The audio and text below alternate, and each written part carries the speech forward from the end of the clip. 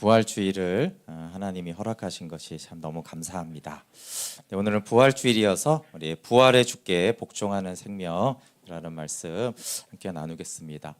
부활 메시지는 크게 두 가지죠. 하나는 예수님이 진짜로 부활했다. 예수님의 부활이 진리다 하는 것. 이번에도 또 부활에 대한 영화가 개봉이 되었는데 대부분 이제 예수님이 진짜 부활했다 안 믿으니까 그런 내용이 하나가 메시지입니다. 물론 예수님의 표적과 삶, 또 사실 사도들이 그 겁먹던 사도들이 어떻게 그렇게 오순절 때부터 순교하기까지 변화될 수 있었느냐라고 하는 것도 분명한 부활의 증거입니다. 또 하나 이제 중요한 메시지가 사실은 앞부분에 좀 많이 얘기하다 보니까 부활 복음이 우리에게 주신 은혜가 무엇인지가 좀 강조되지 않고 우리가 좀 잘 누리지 못하는 면이 있습니다. 예수님이 부활했다라는 것은 우리가 예수님과 함께 부활해서 생명을 얻었다라는 것이 있고, 두 번째는 부활하신 예수님이 누구냐 하는 거예요. 부활하신 예수님이 누구냐라는 부분이 정말 중요한데, 부활하셨다라는 것은 예수님이 이제 주다라는 것이고, 여기서 주는 전능하신 하나님이다라는 것이고, 전능하신 하나님이다라는 것은 당연히 그 앞에 복종과 순종이 당연하다라는 것입니다. 이게 사실은 부활 복음이 주시는 우리의 은혜입니다. 오늘은 그 춘천 한마음교회가 이제 부활 복음으로 한 2010년 정도부터 많이 알려져서 좀 그 부분을 조금 나누려고 하는데, 이 교회가 이제 부활이 뭐냐, 그 핵심과 그 부활의 능력을 어떻게 누리는가에 대해서 탁월한 부분이 있습니다. 근데 그 전에 먼저 최근에 코로나를 지나면서 인터넷 설교가 영적 성장에 끼치는 영향이 과거보다 굉장히 많이 높아졌어요. 근데 분별하면서 이제 들으면 유익한데 사실 분별이 안 되면 좀 해로울 수도 있습니다. 그래서 복음의 말씀을 들어야 되고 생명을 얻게 하는 복음을 들어야 되는데, 그것도 이제 무조건 듣는 것보다는 첫 번째는 성경으로 분별하면서 들으면 굉장히 유익하고, 두 번째는 모든 사람에게는 장단점이 있지 않습니까? 그렇죠? 그래서 목회자들도 이렇게 장단점이 있어요. 저도 장단점이 있습니다.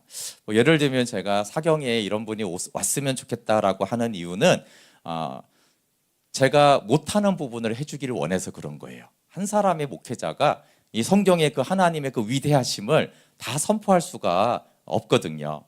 그래서 이렇게 좀 부족한 부분들을 저분이 저렇게 내 믿음을 격려해 주는구나라는 것으로 들으면 좋습니다. 예, 일단은 그 춘천 한마음교회 그 김성노 목사님이 이제 장점을 말하기 전에 이분도 당연히 분별을 해야 되고, 사실상 대부분의 목사님들이 그렇기 때문에 그런 원리로 들어야 됩니다. 예를 들면 이 김성노 목사님이 이제 사역을 하면서 지금까지 평생 관심이 있고 헌신한 그 타겟이 뭐냐 하면은 사람이 왜 안 변하는가였어요. 왜 사람이 예수 믿어도 안 변하는가? 여기에 이제 올인을 한 거예요. 그리고 이제 복음이 사람을 변화시키는데 어떻게 삶을 변화시키는 복음이 무엇인가라고 하는 거예요. 그러면 꼭 이렇게 목회자가 복음을 전해야 되느냐? 그러면 그렇지가 않아요. 다른 관점이 있는데, 그거는 그럼 하나님이 전하려는 복음은 진짜 뭘까? 나는 그걸 알아서 그 복음, 하나님이 진짜 전하라고 하는 그 복음만 나는 전하겠다. 여기에 이제 올인을 할 수도 있는 거예요. 그럼 바울을 보면은 바울이 사람이 변하는 복음을 전했을까요? 하나님이 전하라는 복음을 전했을까요? 네. 그 바울은 이쪽에 무게가 있었어요. 하나님이 전하라고 한 복음을 전하는데 올인을 했지, 어떻게 하면 사람이 변할까, 정말 예수님처럼 살아갈까, 여기에 사실은 초점을 맞춘 것은 아니에요. 그래서 바울이 올인한 것은 생명을 얻게 하는 복음이고, 그것은 고린도전서 15장 3절부터에서 쭉 나오듯이 십자가 복음과 장사 복음과 부활 복음을 동일한 가치로 중요하게 전하는데 자신의 전부를 걸었습니다. 이 고린도전서 15장 3절부터는 하도 많이 말해서 그거는 생략하고요. 근데 여기에서 강조점을 바울이 이렇게 말하는 거예요. 내가 받은 것을 먼저 너희에게 전했다. 이러면서 십자가에 못 박힘과 장사됨과 부활을 전합니다. 그리고 이제 쭉 얘기하면서 11절에 가면 이렇게 말해요. 그 이게 이제 십자가와 장사됨과 부활을 뭐라고 말하냐 하면은 나나 바울이나 그들 다른 사도들이나 똑같이 이렇게 전파하고 있다라고 말하고 있어요. 우리는 아는 대로 바울은 놀라운 자기의 계시가 있었고 엄청난 체험이 있었습니다. 그리고 사람들이 어마무시하게 변하는 것과 부흥의 역사들이 일어나는 것을 보았는데 그는 그렇게 전한 게 아니에요. 내가 엄청난 계시가 있어. 야, 이렇게 하니까 사람이 어마어마하게 변했어. 그래서 나는 그 복음을 전하고 있어. 이렇게 말하는 게 아니라 내가 받은 것을 전한다는 거예요. 모든 사도들이 전하는 그 동일한 전승된 복음을 나는 전하고 있다. 그래서 바울은 자기 체험이나 어마하게 사람들이 변하고 막 역사가 일어나는 것으로 자기 메시지를 규정하지 않았고 그리스도가 전하라고 하셨고 모든 사도들이 공통되게 전하라고 한 전성된 복음을 전하는 거예요. 그게 이제 15장 3절부터 4절에 있는 것이죠. 네, 그렇지만 어쨌든 이제 그 김성노 목사님 같은 경우는 아까 말한 대로 뭐 나쁜 건 아니죠. 왜 사람이 안 변하나? 예수 믿으면 사람 변해야 되고 어떻게 예수님 믿는 사람이 안 변하냐? 이제 여기에 이제 올인을 하고 엄청난 열심을 한 거예요. 그래서 86년대부터 사역을 했는데 설날 말고는 매일 모여가지고 매일 성경 30장 읽기 하고 성경 공부하고 이렇게 했던 거예요. 그러니까 그 시대 때 이제 80년대 대부분이 그랬듯이 표적과 기사를 같이 행하면서 기도하고 특별히 이제 십자가 사랑을 중심으로 전하면서 제자 훈련을 열심히 했는데 한 8년간 이렇게 하니까 뭔가 이렇게 근데 사람들이 잘 완전하게 변하지는 않는 것 같다라는 한계 때문에 왜 안 변할까를 이제 많이 고민했는데 성경을 보니까 회개하고 복음을 믿어라 이렇게 돼 있는 거예요. 앞에 회개가 있고 복음을 믿어야 되는데 계속 우리는 복음을 믿으라 하면 내가 강조했나 보구나. 그래서 회개하고 복음을 믿어야 된다 그래가지고 또 5년 동안 계속 회개만 이렇게 얘기한 거예요. 5년 동안 계속 회개하라고만 하니까 교회가 너무 힘들어지더래요. 사람들이 다 처지고 힘들어가지고 너무 이렇게 힘들어졌는데 5년간 해도 안 되니까 방황기에 들어가서 2년 동안은 굉장히 무력하게 모르겠다. 어떻게 해야 되는 거야 도대체. 이렇게 그냥 이제 시름시름하게 교회나 본인이나 이렇게 하시다가 이제 2001년부터 십자가보다 이 부활을 강조해야 되는구나. 부활을 강조해야 되는구나. 그래서 부활의 주를 만나는 역사가 이제 있으면서 이제 교회가 이제 완전히 이제 달라지고 그래서 포인트를 이제 딱 부활로 잡은 거예요. 그 부활 하나만 잡으면 모든 문제가 해결이 된다 이렇게 잡은 거예요. 근데 이제 이 교회에 놀라운 변화가 일어났는데, 근데 여러분 이제 교회 역사나 이제 한국 교회만 봐도 사람은 어떻게 변하냐 하면 성령의 능력으로도 변하고요, 십자가 복음으로도 변하고, 부활 복음으로도 변하고, 제자 훈련으로도 변합니다. 근데 각자가 체험이 다른 거예요. 어떤 사람은 이것 때문에 변하고, 어떤 사역자는 이렇게 하니까 놀라운 역사가 일어나기도 하고, 그런 것입니다. 사실은. 그래서 각자 경험은 달라요. 그러다 보니까 이제 단점이 이제 있는데 고린도전서 15장 3, 4절을 이분이 굉장히 많이 인용을 합니다. 그런데 아까 말한 대로 성경대로 죽으시고 성경대로 부활한 이것만 강조하지 앞에 있는 내가 받은 것을 이 부분은 전혀 말을 하지 않으세요. 받은 것을 전했다라는 부분을 전하지 않다 보니까 어떻게 됩니까? 십자가보다 부활을 강조해요. 근데 이렇게 내용적으로 십자가보다 부활을 강조할 뿐만 아니라 말도 그렇게 하세요. 무게중심이 내가 십자가 있어서 안 됐다. 무게중심은 부활이 있어야 된다. 십자가보다 부활이 강조해야 된다. 근데 이제 고린도서 15장 3절하고 바울의 말하고 틀리잖아요. 그렇죠? 바울은 십자가 복음과 부활 복음이 장사 복음이 동일하게 선포돼야 된다고 하는데 보다라는 비교급을 이제 쓰면서 부활에 강조점을 두는 거예요. 그러면 꼭 이분만 잘못됐냐? 그렇지 않은 거는 사실은 암묵적으로 이제 한국 교회 안에는 십자가 복음이 부활 복음보다 더 강조된 측면이 있잖아요. 그렇죠? 근데 이분은 이제 반대로 해봤다라는 거예요. 십자가가 방점이 아니라 십자가를 전하지만 당연히 부활에 포커스를 둬야 된다라고. 근데 이게 성경하고 좀 다른 거죠. 그리고 요한복음의 기록 목적을 저도 굉장히 좋아하는데 이분도 굉장히 강조해요. 그래서 예수가 하나님의 아들 그리스도다. 그걸 믿어야 된다. 이 부분을 굉장히 강조하는데 독특하게 하나님의 아들 그리스도 중에 하나님의 아들만 엄청 강조합니다. 그러다 보니까 그리스도가 강조되지 않아요. 그럼 기존의 한국 교회는 대부분 어떻게 했냐면은 그리스도를 사실상 굉장히 강조했어요. 그 하나님의 아들이라고는 했지만 그 하나님의 아들을 강조하지는 못했거든요. 그러니까 이분이 이제 한국교회 흐름을 다 아니까 이제 이거를 다 전하는데 강조점을 거꾸로 해보니까 사람들이 굉장히 많이 변하더라 이렇게 하는 것입니다. 그렇지만 성경대로 해야죠. 하나님의 아들도 강조되고 그리스도 똑같이 강조해야 되지. 여기가 뭐가 더 중요하다 사실은 이런 비교급은 성경적이지는 않습니다. 그렇지만 이제 이분이 반대로 하면서 이제 장점과 회복시킨 거는 뭐냐 하면 부활 복음의 핵심이 무엇인지를 굉장히 잘 파악을 하고 부활의 능력이 어떻게 사람의 삶을 이 부활 복음이 어떻게 사람을 변화시킬 수가 있는 부분들을 많이 회복시켰죠. 그래서 이 교회가 이제 유명해진 것은 이제 우사에서 시작돼서 많은 사람들이 모인 것도 있지만 뭐 수많은 각종 그 중독자들, 뭐 아주 이단들, 뭐 무당들, 뭐 이런 사람들이 이제 부활 복음을 만나고 자꾸 변하면서 이제 많이 알려졌습니다. 또 하나는 그 방법이 굉장히 독특합니다.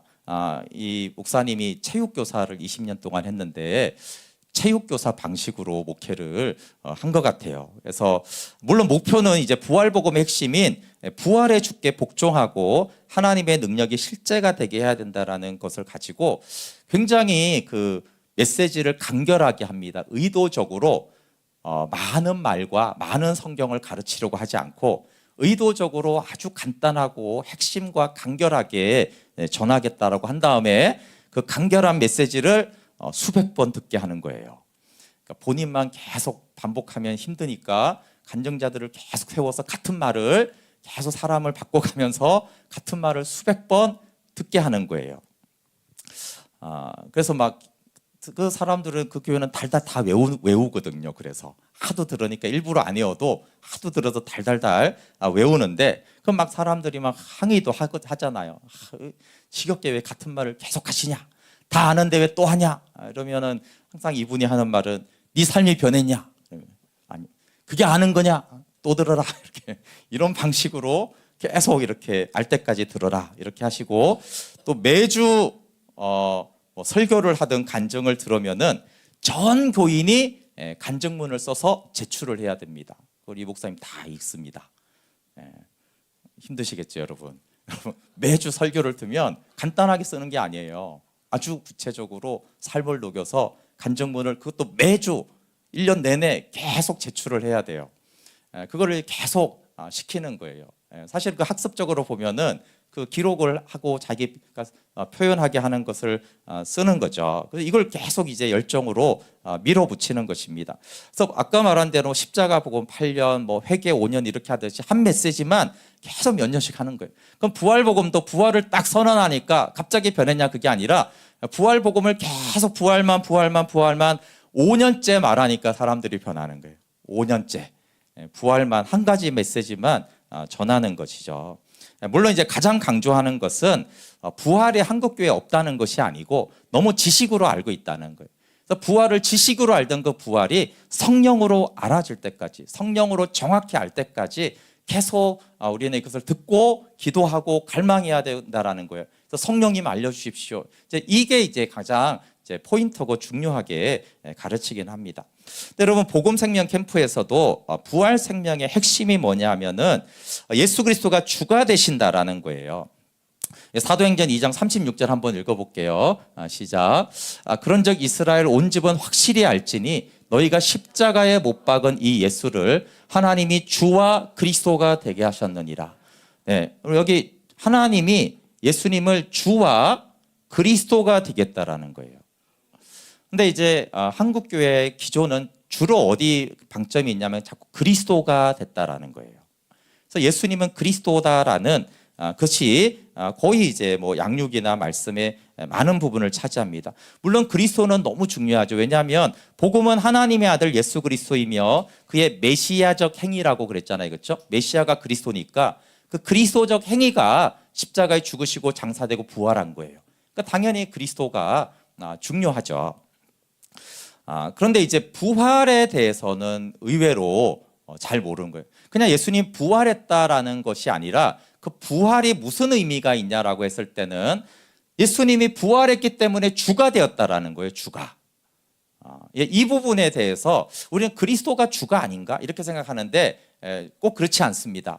그리스도는 십자가에 죽으시고 장사되고 부활하셔서 우리를 구속의 완성자이시고 그분의 부활이 주는 메시지는 그분이 우리의 주가 되셨다라는 거예요. 그러면 이제 주인이라는 말은 너무 많이 쓰는데 도대체 어떤 주냐라고 했을 때 오늘 빌립보서 본문에서 말하는 주가 되셨다라는 거예요. 우리 빌립보서 한번 9절부터 11절만 한번 같이 읽어볼게요. 시작. 이러므로 하나님이 그를 지극히 높여 모든 이름 위에 뛰어난 이름을 주사 하늘에 있는 자들과 땅에 있는 자들과 땅에 있는 자들로 모든 무릎을 예수 이름에 꿇게 하시고 모든 입으로 예수 그리스도를 주라 시인하여 하나님 아버지께 영광을 돌리게 하셨느니라. 아멘. 여러분, 이 주라는 단어는 원래 있는 단어이기 때문에 주라는 한 단어를 설명하기 위해서 9절부터 11절까지 계속 얘기하는 거예요. 기존에 알던 주가 전혀 아니라는 얘기를 하고 싶은 거예요, 바울이. 어떤 주냐 하면 어떤 주예요? 모든 이름 위에 뛰어난 주라는 것이에요. 모든 이름이 어느 정도예요? 이 땅에 있는 것만 아니죠. 하늘에 있는 자들, 모든 영적인 권세들과 땅에 있는 자들, 심지어 땅 아래 있는 어둠의 권세까지도 모든 무릎을 예수의 이름 발 앞에 꿇게 하는, 그래서 주로 시인하게 하는 그 주다라고 말하는 거예요. 그래서 주라는 단어에 대한 개념이 이제 부활로 인해서 완전히 달라졌다는 것입니다. 그리고 예수님 자신도 부활하기 이전에도 사람들이 주라고 부른 사람들이 있습니다.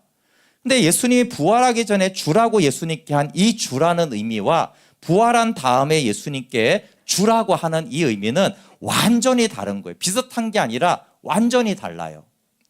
모든 권세의 통치자와 주권자예요. 그래서 여기에 10절에 보세요. 모든 무릎을 예수의 이름에 꿇게 하시고 라고 했고 그 앞에 9절에는 모든 이름 위에 뛰어난 이름을 주셨어요. 자, 부활하시니까 하나님 아버지께서 예수님에게 이름을 줬어요. 이름이라는 뜻은 아시죠? 예, 성경에서도 이름이라는 거는 그 존재가 완전히 이렇게 달라진다라는 건 아브라함이 아브라함이 되고 이게 다 이름이 바뀌는 거잖아요. 그렇죠? 근데 예수님이 하나님의 원래 창세전부터 하나님의 아들인데 부활하시니까 아버지가 아들에게 이름을 줬다고요. 그러니까 부활이 뭘 바꿨는지를 말하면은 예수님에게 새로운 이름을 주셨어요. 그 이름이 뭐라고요? 네, 그 이름이 주라고요. 주. 그러니까 기존에 있던 이 사람 개나 소나 주된 그 주가 아닌 거예요. 완전히 다른 이름으로 주를 줬다라 주라는 이름. 그래서 창세전에 말씀이셨고 예수님의 이름이 성육신 하시면서 그분은 예수셨어요. 근데 부활하신 다음에 예수님의 이름이 주어졌는데 그게 주예요. 그래서 주가 아버지가 준 이름이에요. 그러면 그 이름이 어떻게 다르냐 하면 이 부분이고 주가 전혀 다릅니다. 일반적으로 돈을 말하진 않지만 돈을 주로 섬기는 사람이 많습니다. 그래서 돈을 두 주인을 섬기지 못한다라고 했을 때 돈을 비유로 들잖아요. 그렇죠? 또 사람들이 돈을 주인으로 섬기는 거예요. 근데 돈은 능력이 있지만 생명을 주지 못합니다. 사회적인 용어로는 우리가 알지만 종이 주인에게 말하는 것이고 가끔씩은 너무나 존경하는 사람에게 주라는 말을 썼어요. 정치적으로는 이때 로마 황제에게 이제 주라는 말을 썼죠.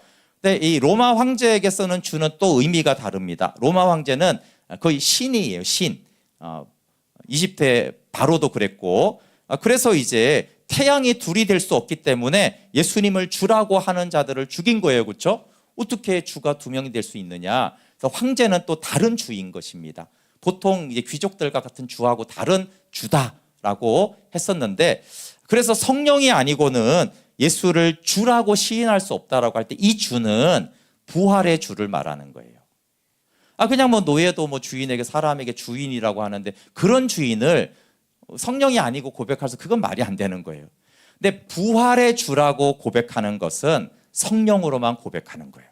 순교를 하더라도 그분은 나의 주라는 거예요. 부활의 주라는 거예요. 그리고 또 가장 이제 많이 쓰는 것 중에 하나가 이제 종교입니다. 그렇죠? 종교에서 자기가 믿는 신을 주라고 불렀어요. 그게 이제 고린도전서 8장 5절에 하늘에나 땅에나 신이라 불리는 자가 있어 많은 신과 많은 주가 있어요. 이 땅에는 많은 신과 많은 주들이 있어요. 근데 이제 차별하고 싶은 거예요. 6절에서는. 그런데 다 우리에게는 한 하나님 곧 아버지가 계시니 만물이 그에게서 났고 우리도 그를 위하여 있고 또한 한 주 예수 그리스도께서 계시니 만물이 그로 말미암고 우리도 그로 말미암아 있느니라. 그래서 완전히 차별하고 싶어서 많은 신과 많은 주와 전혀 다른 한 주 예수 그리스도가 계신 거예요. 이때 주라고 할 때는 항상 부활하신 한 주를 말하는 거예요. 그 부활하신 주님 때문에 온 만물이 있고 존재하고 그 부활의 주 때문에 만물이 운행하고 만물은 그를 위해서 존재하고 있다라는 그 주를 말하는 것입니다. 그렇기 때문에 여러분 이 부활의 주를 만나면 사실은 사람들의 삶이 바뀌거나 능력이 달라지는 것은 너무 당연한 거예요. 그래서 부활을 찾아보시면 부활과 관련된 거의 대부분의 문맥에는 어떤 게 있냐면 하나는 예수가 하나님이라는 것이고 두 번째는 능력이라는 것들이 굉장히 강조됩니다. 근데 그 모든 것들은 다 주라는 것에 대한 설명인 거예요. 그래서 로마서 1장 3, 4절에서도 그의 아들에 관하여 말하면 육신으로는 다윗의 혈통으로 나셨고 그리스도라는 거죠 여기는. 근데 이제 성결의 영으로는 죽은 자들 가운데서 부활하사 능력으로 하나님의 아들로 선포되셨으니 중요합니다 여러분. 부활하사 그러니까 부활이 나오니까 능력이 나오잖아요. 그렇죠? 능력으로 하나님의 아들로 선포됐다. 하나님의 아들로 증명이 되었다 이런 말이에요. 원래 하나님의 아들이신데 부활로 이분이 하나님의 아들인 것이 증명이 되었다라는 거예요. 그러니까 어떻게 돼요? 그 부활하신 주님을 우리 주라고 그러는 거예요. 주. 우리 주 예수 그리스도시니라. 그래서 구원의 기초는 예수님의 부활과 십자가를 아는 것입니다. 그래서 여기 주는 공생애 때 주하고 전혀 다른 것이고 어떤 주냐 하면 전능하신 하나님을 말하는 거예요. 여호와 하나님이시다 그분이. 그래서 우리가 부활했을 때 그 부활 자체를 믿는 것과 함께 그럼 부활이 주는 의미가 뭐냐 하면은 우리가 믿는 예수 그리스도가 나의 주인이 전능하신 하나님이고 그 주님으로부터 부활의 능력이 나온다라는 거예요. 그러면 그분이 전능하신 하나님이라고 느낄 때 그때 오는 반응이 뭐냐면 복종해야 되는구나라는 거예요. 우리가 사람을 만나도 다르잖아요. 그렇죠? 지금은 민주주의지만 그래도 조선시대만 해도 우리가 그냥 양반, 사또를 만날 때 하고 영의정을 만날 때 하고 왕을 만날 때 하고 다 왜 복종이 다른 거예요. 누구를 만나느냐에 따라서 저것 좀 가져오지라고 했을 때 왕이 뭐 좀 가져와라, 김치 좀 가져와라 안 듣겠어요? 그러니까 그 누구냐에 따라서 복종의 질과 수준과 마음과 태도가 달라지는데 그때 부활의 주가 전능하신 하나님이구나라고 했을 때 탁 드는 그 마음, 그게 이제 복종의 마음인 거예요. 주께 복종이 되는 것이죠.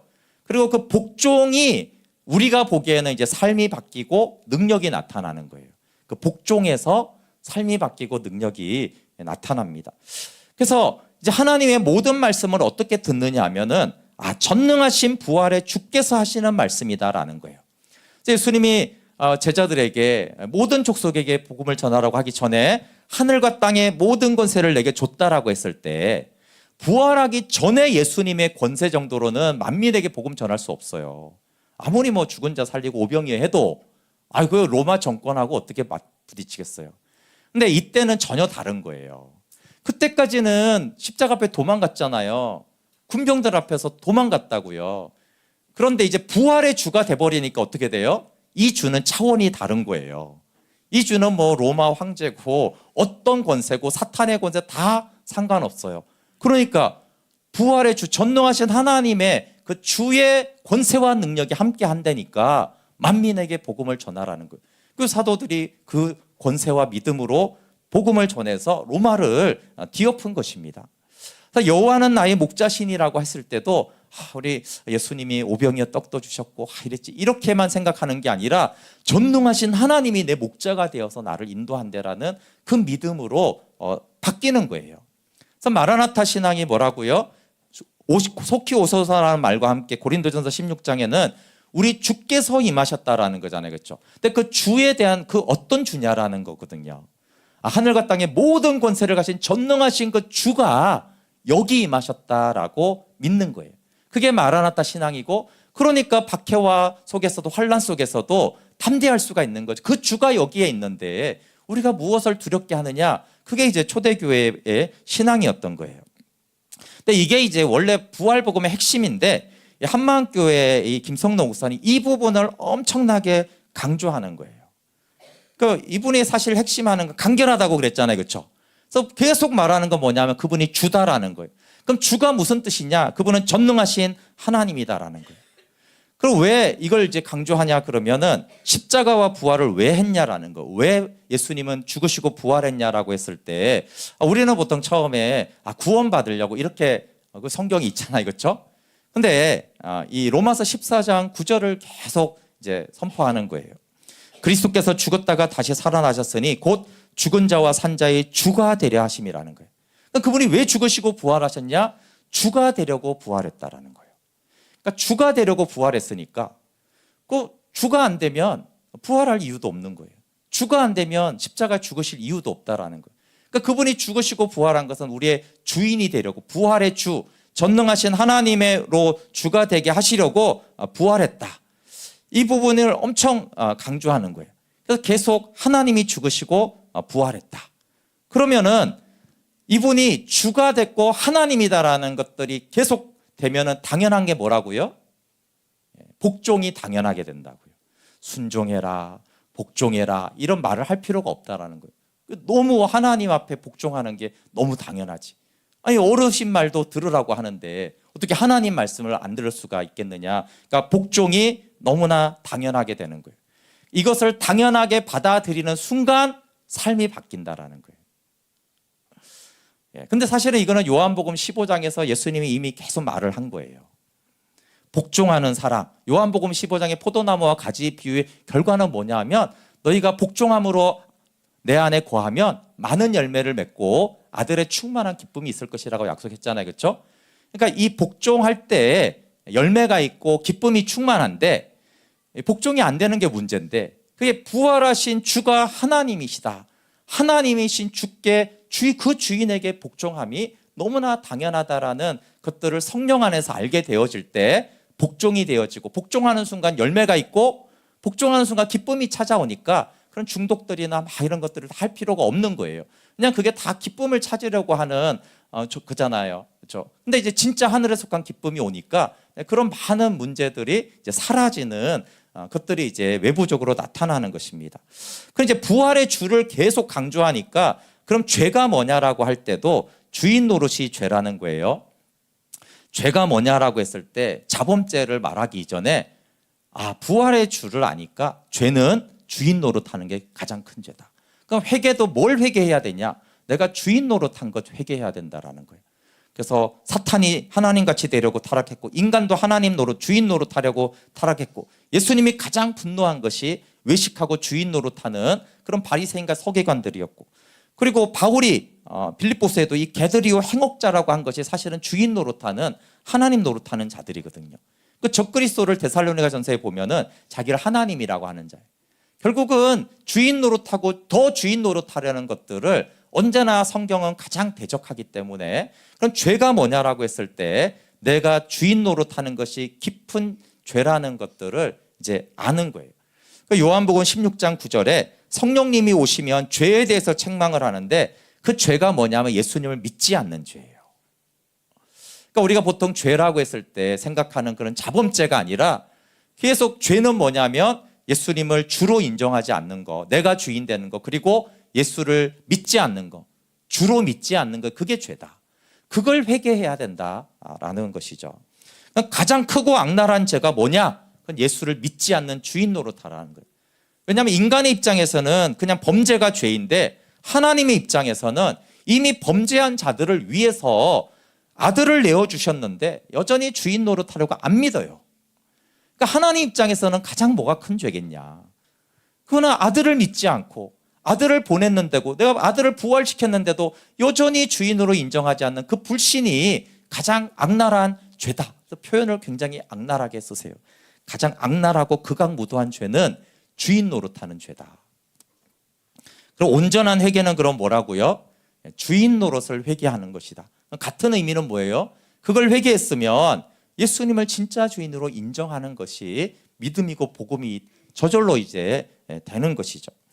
근데 예수님이 바울이 로마서 10장 9절에 내가 만일 내 입으로 예수를 주로 시인하며 또 하나님께서 그를 죽은 자 가운데 살리신 것을 내 마음에 믿으면 구원을 받으리라고 할 때 여기에서 주로 영접하는 거예요.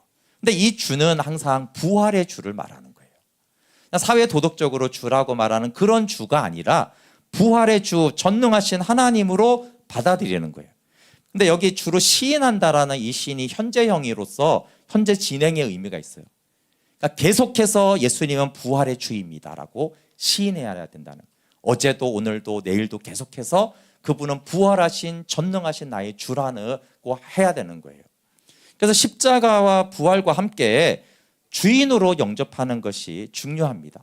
그 죄의 뿌리가 뭐냐? 정말 나의 가장 악랄한 죄가 뭐냐라고 했을 때 내가 주인 노릇한 것이 가장 큰 죄구나. 그걸로 이제 아까 성령의 역사가 뭐냐면 그 성령의 강한 책망을 받아야 된다는 거예요. 성령께서 네가 주인 노릇하지 않았느냐. 그게 하나님을 대적하고 반역한 가장 악랄한 죄다. 그걸로 인해서 찔려하고 아파하면서 그렇구나. 내가 주인한 것이 죄니까 부활하신 그 주님이 나의 주로 영접할 뿐만 아니라 계속해서 시인해요. 그러면 당연히 내 생각, 내 생명, 내 재물, 내 시간 이 모든 것들이 예수님이 주인이니까 예수님 것이 되는 거잖아요. 네. 그러면 이제 그게 무슨 또 이제 우리의 신앙 전반에 영향을 끼치냐면은 첫 번째는 이제 예수님이 구원자고 하나님의 아들을 믿는 증거가 뭐냐라고 했을 때 그게 부활이라는 거예요. 그래서 로마서 사도행전 17장 31절에 그를 죽은 자 가운데서 다시 살리신 것은 모든 사람에게 믿을 만한 증거를 주셨다. 그러니까 전능하신 하나님이 예수님을 믿도록 또 주로 고백하도록 증거를 줬는데 그게 뭐냐 하면 부활이라는 거예요. 하나님 어떻게 믿어요? 믿으면 왜 구원받아요? 이 모든 것에 대한 증거로 예수가 부활했다라는 거예요. 그게 예수님이 증거로 딱 내밀면서 재판정에서 명확한 증거가 있으면 부인을 하지 못하잖아요. 그렇죠? 그러니까 그것처럼 하나님 명확한 증거로 제시하는 게 뭐냐 하면 예수가 부활했다라는 거예요. 그러니까 부활하신 예수님을 당연히 그리스도와 주로 믿어야 된다라는 거예요. 그러면 이제 여기서 믿음이 끝나지 않고 믿을 만한 증거인 부활은 어떤 영향을 주냐 하면은 그러면 그분이 주가 맞고 그분이 하나님이 맞으면은 그럼 그분이 하신 말씀은 다 이루어지는구나라는 거예요. 그래서 이 부활을 통해 성경의 모든 진리를 믿을 수 있다는 거예요. 요한복음 2장 22절에 여기 죽은 자 가운데서 살아나신 후에야 제자들이 이 말씀하신 것을 기억하고 성경과 예수께서 하신 말씀을 믿었더라 이렇게 돼 있어요. 그러니까 제자들이 상당히 제자 때도 믿음이 있는 것 같잖아요. 그렇죠? 근데 이 말씀을 보면 제자들이 일부분을 믿었지만 모든 구약성경, 여기 구약성경과 예수님이 하신 말씀을 다 믿지 않았어요. 그때까지는. 어떤 거는 믿고 어떤 건 안 믿고 이랬는데 부활하신 다음에는 어떻게 되겠다고요? 부활의 주를 만나고 나니까 제자들이 어떤 변화가 생겼냐면 구약성경을 다 믿게 되는 거예요. 이제. 그리고 예수님이 하신 그 모든 말씀들을 다 믿게 되는 거예요. 놀라운 변화죠. 이게 이제 사도로 사도행전적 삶을 사는 사도의 변화인데 그게 이제 부활하신 다음에 성령이 오시니까 그렇게 믿어진 거예요. 그러니까 모든 성경의 약속이 이제 믿어지니까 당연히 이제 그 변화는 당연한 것입니다. 그래서 부활을 믿는다라는 것은 성경을 믿게 하기 때문에 부활 하나만 믿고 변하는 게 아니라 성경을 볼 때마다 이 성경이 이제 믿어지는 거예요. 이 성경대로 되겠구나. 성경대로 하나님 일하시는구나. 그 말씀을 이제 믿기 시작하니까 당연히 이제 삶이 변할 수밖에 없고 하나님의 역사하심이 실제가 되는 것입니다. 근데 이게 다예요. 추천 한마음교회에서 전하는 거가 조금 더 있지만 사실 이게 다예요. 아니 저렇게 간단한데 뭐가 이렇게 새로울까? 왜 삶이 사람들이 변한다고 했을 때 아까 뭐라고요? 네, 이분이 이제 체육 선생님이라고 그랬잖아요, 그렇죠? 네, 운동이라고 생각해요. 운동. 운동은 이론을 이렇게 운동은 이렇게 설명 들으시면 제가 축구 전문가는 이제 축구에 대해서 전문가가 말하면 축구를 잘하게 된 건 아니잖아요. 예, 그런 거라는 거예요. 아니 축구를 무슨 설명 들었다고 축구를 잘하냐? 축구를 잘하는 건 몸에 배이는 거예요. 배이는 거죠. 들은 것이 몸에 이제 배워가지고 자동적으로 나와야지 운동을 잘하고 금메달을 따고 우승을 하듯이 복음도 똑같은데 복음은 지식이 아니라 성령께서 정확하게 알게 해야 된다는 거예요. 그러니까 성령께서 이 부활의 주를 알게 될 때 그때 굴복하게 되는 거예요. 근데 이제 성령이 하시는 우리 편에서는 어떻게 해야 돼요? 우리 편에서는 계속 듣고 쓰고 나누는 것들을 계속 하는 거예요. 그래서 계속 듣고 계속 같은 메시지인데 계속 적게 하는 거예요. 힘들겠죠, 여러분? 다른 설교를 하고 적는 게 아니라 똑같은 설교를 하고 오늘도 또 간증문 써내라는 거예요. 길게, 진지하게. 예. 그리고 또 간증문 또 잘 쓰면 어떻게 돼요? 그 다음날 나와서 또 나누라고 그래요. 그걸 계속 하는 거예요, 그거를. 예. 그래서 이제 그 교회가 간증으로 유명한 건데 그게 왜 그러냐면 이렇게 이따가 저 사람 은혜 받네 이렇게 셀렉하는 게 아니고요. 전 성도가 매주 간증문을 내요. 예. 그러면 뭐 800명이면 800명 다 읽어보고 그러니까 주사님 이거 간증하세요. 그러면 그 주 간증하는 거예요. 그걸 계속 이렇게 반복하는 거예요. 우리 편에서는 그래서 주인 노릇하는 죄를 성령이 책망하시고 회개하고 주인으로 영접하고 복종할 때. 근데 이 목사님이 하신 말씀 중에 굉장히 중요한 부분이 뭐냐면 내가 십자가 복음을 8년 동안 전해보고 회개를 5년 동안 전해보고 부활을 5년째 전할 때 이게 이제 그 교회의 가장 중요한 건데 부활의 주께 굴복하는 역사가 나타나기 시작했다라는 거예요. 예. 부활의 주는 계속 말했고 근데 5년째가 되니까 성도들이 점점 부활의 주께 굴복이 되어지는 역사가 나타났다라는 거예요. 근데 외부에서 보기에는 사람이 변했다 이렇게 말하는데 이 목사님이 말하는 거는 사람이 변한 게 초점이 아니고 부활의 주를 진짜로 믿게 되니까 성령으로 복종하는 사실 단어를 굴복이라는 단어를 쓰는데 복종도 약하다 이 말이에요. 굴복되어지는 역사들이 나타나기 시작했다. 이게 사실은 이제 그 교회가 변하는 핵심적인 터닝 포인트였죠. 여러분 삶의 변화는 그러니까 어떻게 되냐면은 부활의 주께 복종함이 당연하다고 여겨져야 되는 것이에요. 예수님이 나의 주인이다 라는 것은 진리인데 이게 기쁘고 행복한 소식이냐 어쩔 수 없는 소식이냐 이 차이입니다.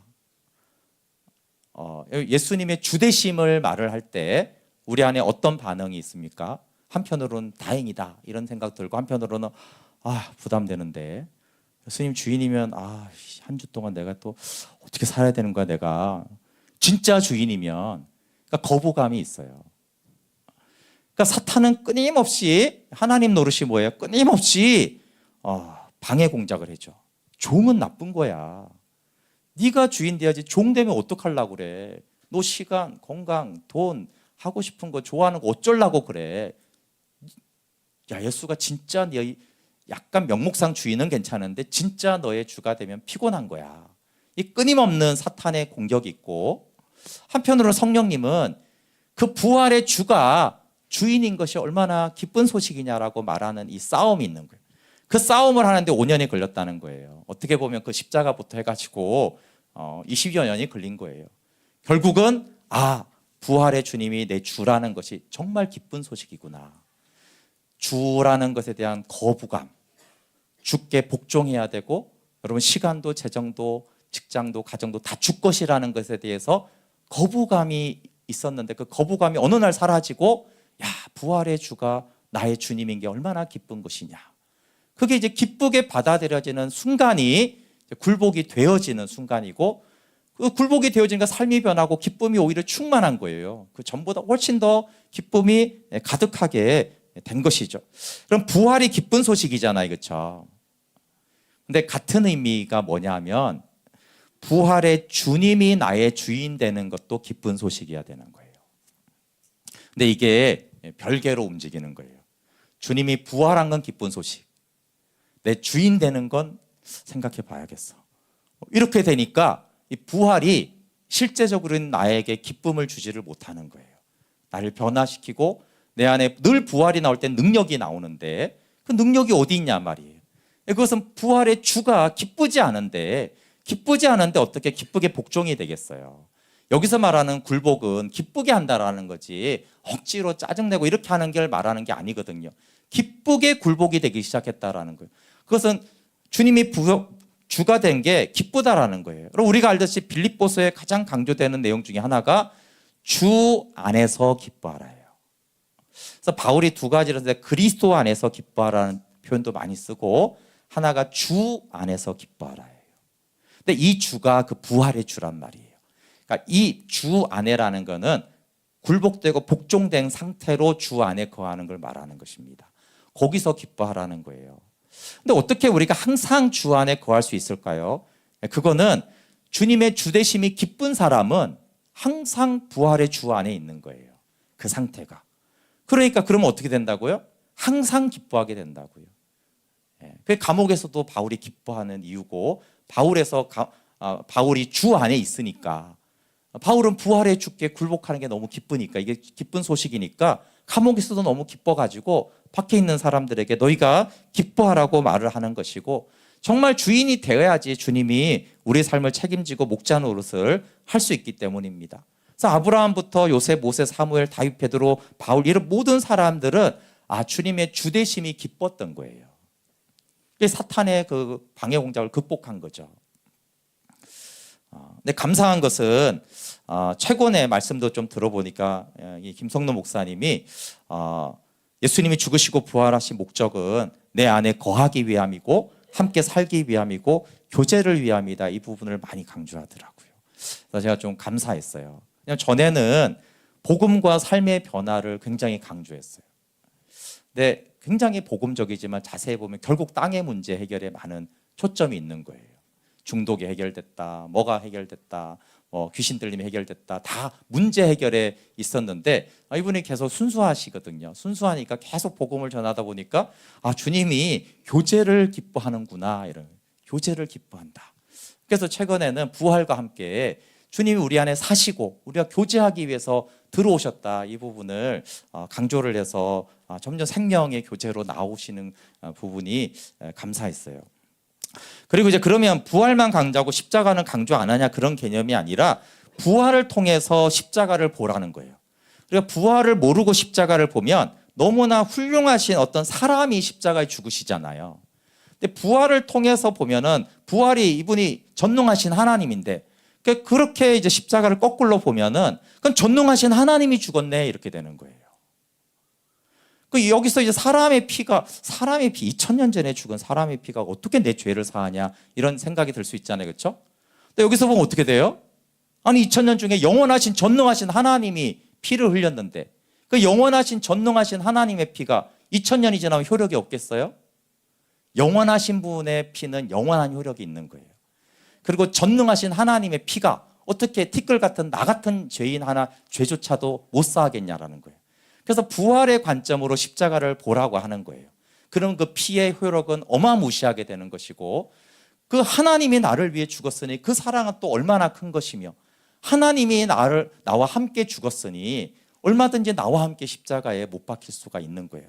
그렇게 부활의 관점에서 십자가를 볼 때 십자가 복음도 더 풍성해진다라는 것이에요. 네, 설교를 마무리하겠습니다. 여러분, 아버지와 아들의 관계를 우리가 배웠잖아요. 아버지와 아들은 내어주는 사랑과 복종하는 사랑으로 연합되어 영광을 봅니다. 그러니까 아들의 생명은 어떤 생명이냐면은 아버지께 복종합니다. 복종으로 사랑을 표현해요. 근데 이거를 예수님이 억지로 하겠습니까? 기쁘게 하겠습니까? 예수님은요, 아버지께 복종하는 게 너무 기쁜 거예요. 아버지가 주되심이 상위권이라는 게 너무 기쁜 거예요.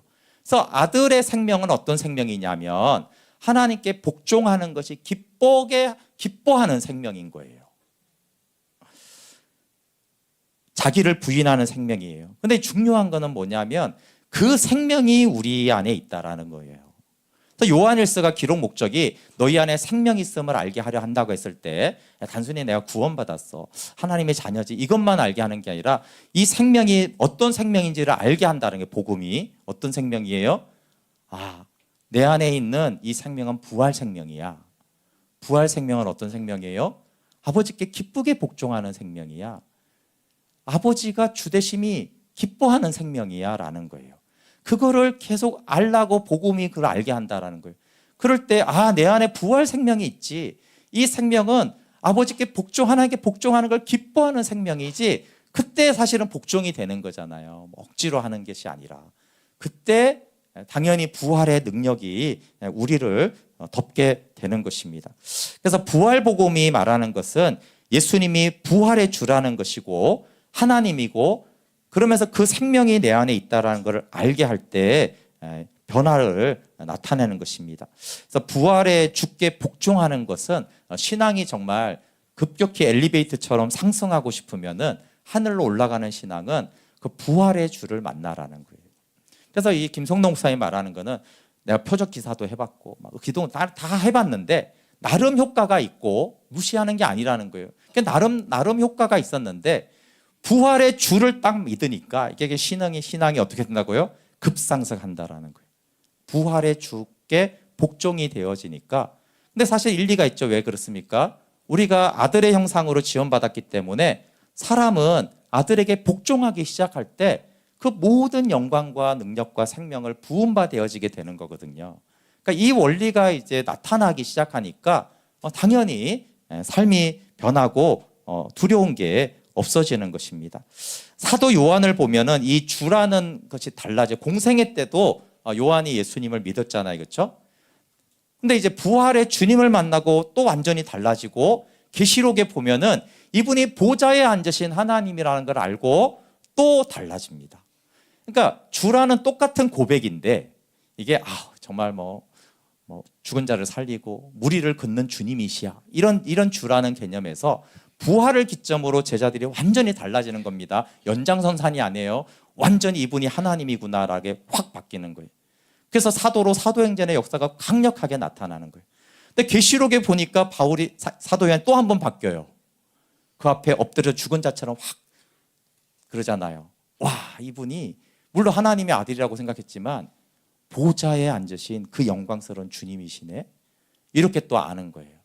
그러니까 이 주라는 동일한 우리가 고백이 어떤 고백이냐에 따라서 우리 가운데 나타나는 그 생명과 능력과 역사도 다른 것입니다.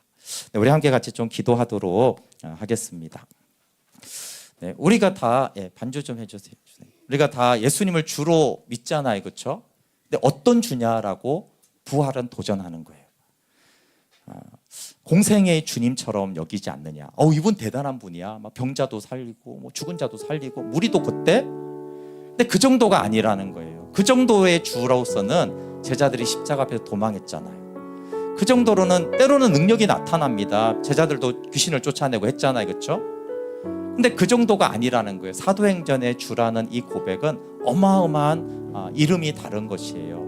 그래서 이 부활을 통해서 하나님이 우리에게 너희가 예수를 주라고 하는데 어떤 주로 고백하는지, 전능하신 하나님께 복종이 기쁘게 되는 그 주를 믿어야 된다라고 말씀하세요. 우리 함께 같이 좀 기도하겠습니다. 부활의 주님, 우리가 그 주님을 믿되 기쁘게 복종할 만큼 높고 위대하고 영화로운 주로 알게 하소서. 그것이 부활의 주님입니다. 함께 같이 기도하겠습니다.